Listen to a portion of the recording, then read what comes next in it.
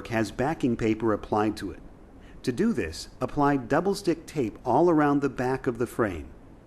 Double-stick tape and their dispensing guns can be found at most art supply and craft stores. Next, flip the frame over and set it on top of the backing paper. Use a sharp knife to roughly remove the excess paper. Be careful not to cut into the frame.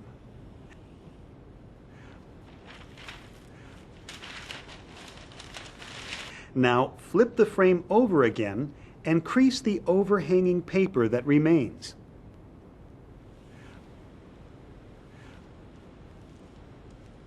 Finally, use an edge trimming knife or a craft knife with a straight edge to trim the paper back past the edge of the frame by approximately 1/8 of an inch.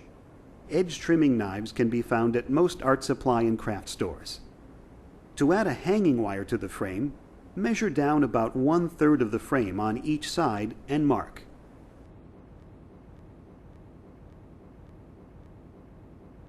Adding rubber bumpers to the bottom corners of the frame will help make the frame hang properly on the wall, while also keeping the frame straight. Also, because the bumpers hold the artwork away from the wall, they help keep discoloration from occurring on the wall behind the artwork. Next, attach a ring hanger to each side of the frame at your marked locations. Finally, stretch hanging wire across the back of the artwork from ring hanger to ring hanger. Secure the wire at each end following the pattern shown.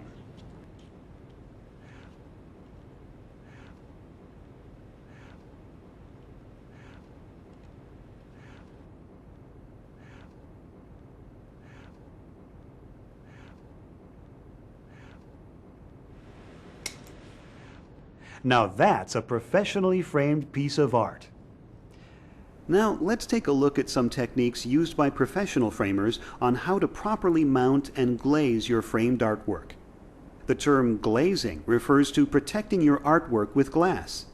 Plus, we'll show you some tips on how to tell the difference between various types of mat boards and moldings. There are all kinds of methods used to mount the artwork into the bevel cut mat.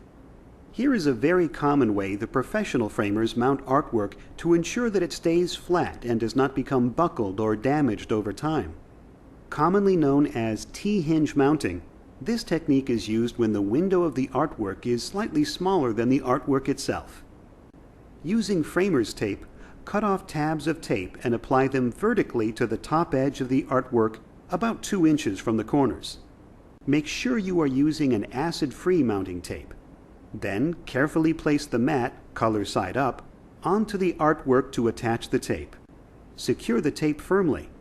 Framer's tape or mounting tape is available at most art supply and craft stores. Next, each tab of tape is crossed with an additional tab of tape to form the shape of the letter T.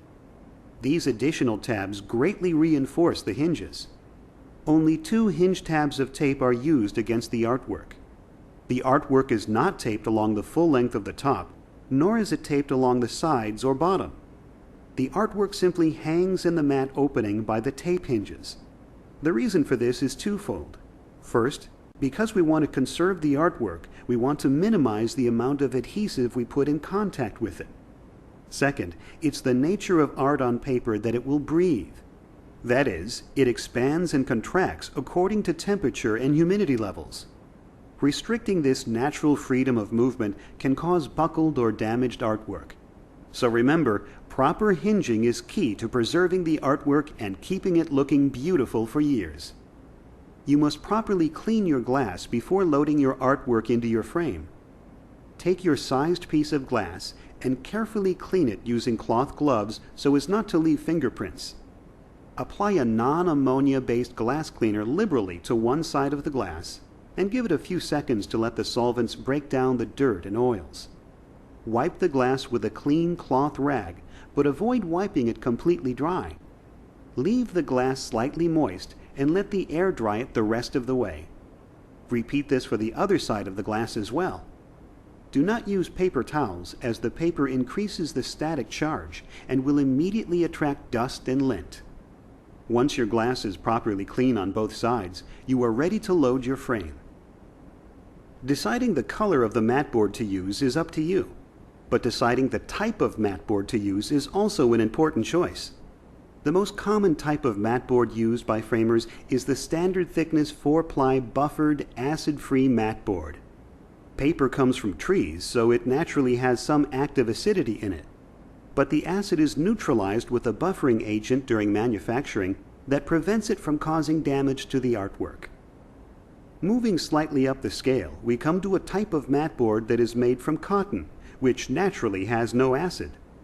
However, the colored paper surface is most likely a buffered acid-free paper product.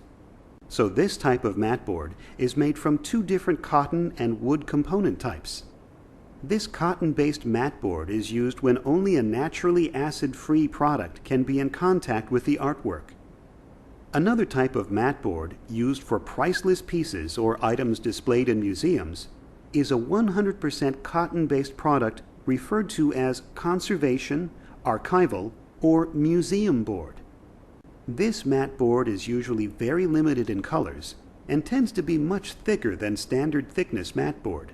It also tends to be quite expensive compared to standard thickness mat board, but is perfect for a dramatic professional appearance. For an even more dramatic look, colored core mat board is available, such as black core mat board. Black core mat board is popular for matting and framing black and white photography, or other instances where the contrast difference complements the art piece. There are many types of moldings available to use. Remember that the Logan Do-It-Yourself Framing Tool system accepts up to 2 1/2 inch molding, so you have plenty of variety and styles to choose from. Common molding styles include natural wood finish colors, black, white, various colors, and even unfinished versions that you can stain yourself.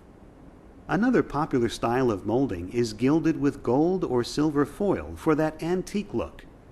Remember, the mat and frame are there to complement the artwork, not overpower it, so choose carefully. At the same time, though, remember that there are no rules when it comes to choosing matting and molding. It's up to your creativity, so be creative and do what looks good to you.